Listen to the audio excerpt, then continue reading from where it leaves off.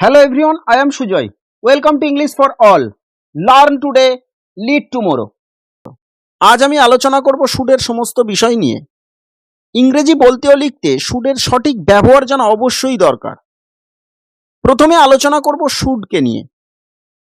কোনো কিছু করা উচিত এই অর্থে শুড ব্যবহার করা হয়। তাহলে শুডকে যদি সেন্টেন্সের মধ্যে ব্যবহার করা হয় তাহলে সেন্টেন্স স্ট্রাকচারটি হবে প্রথমে সাবজেক্ট বসবে, তারপরে শুড বসবে, তারপরে ভার্বের ফার্স্ট ফর্ম বসবে, তারপরে আদার্স ওয়ার্ডগুলি বসবে। চলুন কয়েকটি উদাহরণের মাধ্যমে সেন্টেন্স স্ট্রাকচারটি ভালোভাবে বুঝে নিই। তার বইটি কেনা উচিত। He should buy the book. তাদের এখন পড়া উচিত। They should study now. তার এখন খেলা উচিত নয়। He should not play now. Should ব্যবহৃত সেন্টেন্সকে যদি নেগেটিভে করা হয় তাহলে শুডের পরে শুধু নট ব্যবহার করলেই হবে। আমার কি সেখানে যাওয়া উচিত? Should I go there. Should ব্যবহৃত সেন্টেন্সকে যদি ইন্টারোগেটিভে বলা বা লেখা হয় তাহলে সেন্টেন্সের প্রথমেই শুড ব্যবহার করলেই হবে। এবারে আসি শুড হ্যাভের ব্যবহার সম্পর্কে। কোনো কিছু করা উচিত ছিল এই অর্থে শুড হ্যাভ ব্যবহার করা হয়। তাহলে শুড হ্যাভকে যদি সেন্টেন্সের মধ্যে ব্যবহার করা হয় তাহলে সম্পূর্ণ সেন্টেন্স স্ট্রাকচারটি হবে প্রথমে সাবজেক্ট বসবে, তারপরে শুড হ্যাভ বসবে, তারপরে ভার্বের থার্ড ফর্ম বা পাস্ট পার্টিসিপেল ফর্ম বসবে, তারপরে আদার্স ওয়ার্ডগুলি বসবে। চলুন উদাহরণের মাধ্যমে সেন্টেন্স স্ট্রাকচারটি ভালোভাবে বুঝে নিই। তোমার বইটি কেনা উচিত ছিল। You should have read the book. রামের সত্য কথা বলা উচিত ছিল। Ram should have told the truth. সেখানে আমার যাওয়া উচিত হয়নি। I should not have gone there. তার ইংরেজি শেখা উচিত ছিল। He should have learned English. এবারে আসি শুড হ্যাভ টুর ব্যবহার সম্পর্কে। কোনো কিছু করাই উচিত এই অর্থে শুড হ্যাভ টু ব্যবহার করা হয়। তাহলে শুড হ্যাভ টুকে যদি সেন্টেন্সের মধ্যে ব্যবহার করা হয় তাহলে সেন্টেন্স স্ট্রাকচারটি হবে প্রথমে সাবজেক্ট বসবে, তারপরে শুড হ্যাভ টু বসবে, তারপরে ভার্বের ফার্স্ট ফর্ম বসবে, তারপরে আদার্স ওয়ার্ডগুলি বসবে। চলুন উদাহরণের মাধ্যমে বিষয়টি আরো ভালোভাবে বুঝে নিই। তার বইটি কেনাই উচিত। He should have to buy the book. তাদের এখন পড়াই উচিত। They should have to study now. আমার সেখানে যাওয়াই উচিত নয়। I should not have to go there. তার এখন খেলাই উচিত নয়। He should not have to play now. এবারে আসি শুড হ্যাভ হ্যাড টু এর বিষয় সম্পর্কে। কোনো কিছু করাই উচিত ছিল এই অর্থে শুড হ্যাভ হ্যাড টু ব্যবহার করা হয়। তাহলে শুড হ্যাভ হ্যাড টুকে যদি সেন্টেন্সের মধ্যে ব্যবহার করা হয় তাহলে সেন্টেন্স স্ট্রাকচারটি হবে প্রথমে সাবজেক্ট বসবে, তারপরে শুড হ্যাভ হ্যাড টু বসবে, তারপরে ভার্বের ফার্স্ট ফর্ম বসবে, তারপরে আদার্স ওয়ার্ডগুলি বসবে। চলুন উদাহরণের মাধ্যমে বিষয়টি বুঝে নিই। তোমার বইটি পড়াই উচিত ছিল। You should have had to read the book. রামের সত্য কথা বলাই উচিত ছিল। Ram should have had to tell the truth. সেখানে আমার যাওয়াই উচিত হয়নি। I should not have had to go there. তার ইংরেজি শেখাই উচিত ছিল। He should have had to learn English. এবারে আসি শুড বি এর ব্যবহার সম্পর্কে। তার আগে এই চ্যানেলে নতুন হয়ে থাকলে চ্যানেলটি সাবস্ক্রাইব করুন আর পাশে থাকা বেল নোটিফিকেশনটি অন করুন সবার আগে আপডেট পেতে।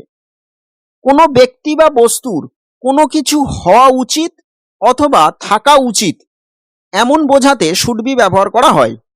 শুড বিকে সেন্টেন্সের মধ্যে ব্যবহার করলে সেন্টেন্স স্ট্রাকচারটি হবে প্রথমে সাবজেক্ট বসবে, তারপরে শুড বি বসবে, তারপরে নাউন অথবা অ্যাডজেক্টিভ বসবে, তারপরে আদার্স ওয়ার্ডগুলি বসবে। চলুন উদাহরণের মাধ্যমে সেন্টেন্স স্ট্রাকচারটি বুঝে নিই।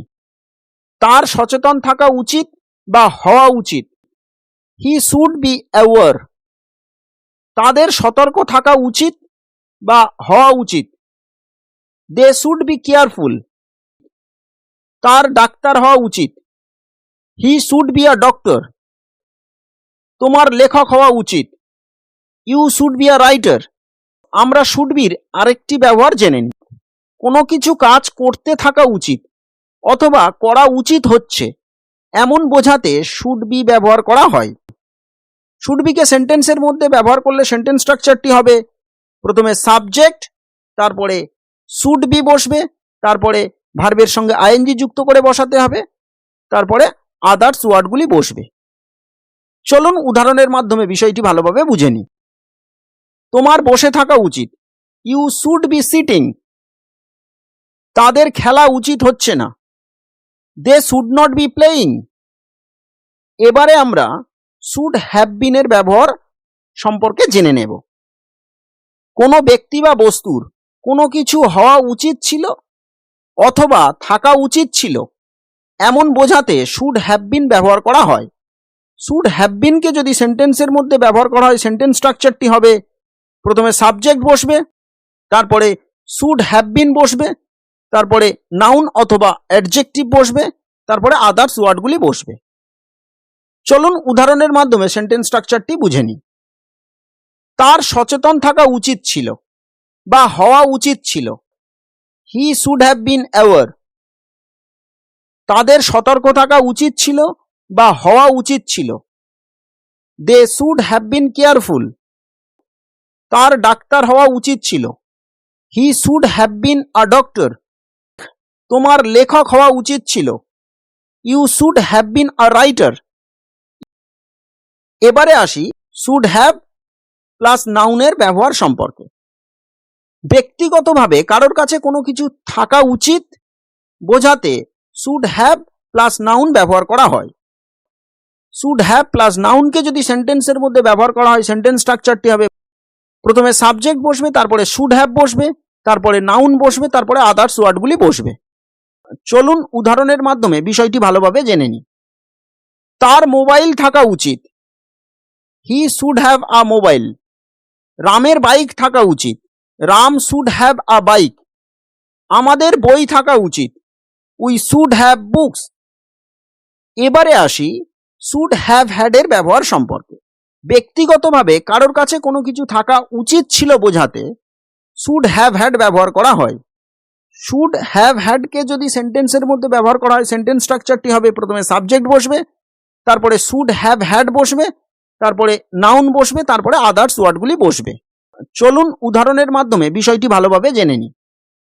তার মোবাইল থাকা উচিত ছিল, he should have had a mobile. রামের বাইক থাকা উচিত ছিল, Ram should have had a bike. আমাদের বই থাকা উচিত ছিল, we should have had books. এবারে আমরা জেনে নিই শুড হ্যাভ টু হ্যাভ এর ব্যবহার সম্পর্কে। ব্যক্তিগতভাবে কারোর কাছে কোনো কিছু থাকাই উচিত বোঝাতে শুড হ্যাভ টু হ্যাভ এর ব্যবহার করা হয়। শুড হ্যাভ টু হ্যাভকে যদি সেন্টেন্সের মধ্যে ব্যবহার করা হয় তাহলে সেন্টেন্স স্ট্রাকচারটি হবে প্রথমে সাবজেক্ট বসবে, তারপরে শুড হ্যাভ টু হ্যাভ বসবে, তারপরে নাউন বসবে, তারপরে আদার্স ওয়ার্ডগুলি বসবে। চলুন উদাহরণের মাধ্যমে বিষয়টি ভালোভাবে জেনে নিই। তার মোবাইল থাকাই উচিত, he should have to have a mobile. রামের বাইক থাকাই উচিত, Ram should have to have a bike.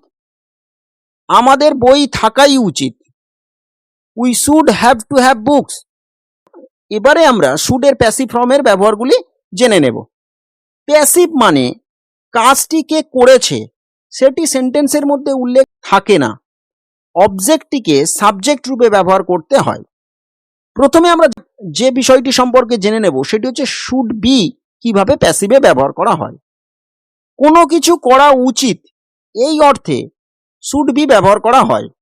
তাহলে সেন্টেন্সের মধ্যে যদি শুড বিকে ব্যবহার করা হয় তাহলে সেন্টেন্স স্ট্রাকচারটি হবে প্রথমে সাবজেক্ট বসবে, তারপরে শুড বি বসবে, তারপরে ভার্বের থার্ড ফর্ম বা পাস্ট পার্টিসিপেল ফর্ম বসবে, তারপরে আদার্স ওয়ার্ডগুলি বসবে। চলুন উদাহরণের মাধ্যমে বিষয়টি বুঝে নিই। বইটি কেনা উচিত, the book should be bought.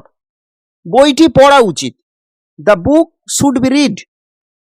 মিথ্যা কথা বলা উচিত নয়, the lie should not be told. এবারে আসি শুড হ্যাভ বিন এর ব্যবহার সম্পর্কে।